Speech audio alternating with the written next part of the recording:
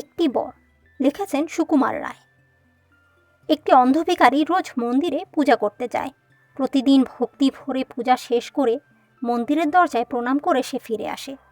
মন্দিরের পুরোহিত সেটা ভালো করে লক্ষ্য করে দেখেন।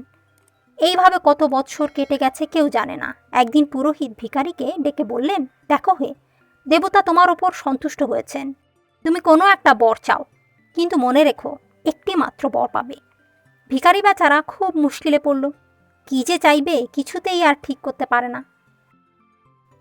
একবার ভাবলো দৃষ্টি ফিরে চাইবে, আবার ভাবলো টাকা কড়ি চাইবে, আবার ভাবলো আত্মীয় স্বজন ছেলে পিলে দীর্ঘজীবন চাইবে। কিছুতেই আর ঠিক করতে পারে না। তখন সে বলল, আচ্ছা আমি কাল ভালো করে ভেবে সে বর চাইব। এখন কিছুতে ঠিক করতে পারছি না, কি চাই। অনেক ভেবে চিনতে সে মনে মনে একটা ঠিক করে নিল। তারপর মন্দিরে গিয়ে পুরোহিতকে বলল, পুরোহিত ঠাকুর, আপনাকে অনেক অনেক ধন্যবাদ দিচ্ছি। আপনি আমার বড় উপকার করলেন। যে একটি বরের কথা বলেছেন সেটি এখন আমি চাইব। মনে রাখবেন, একটি মাত্র বর আমি চাচ্ছি। আমি এই বর চাই যে মরবার আগে যেন আমার নাতিকে 6তলা বাড়ির মধ্যে বসে সোনার থালায় পায়েস খেতে সচক্ষে দেখে যেতে পারি।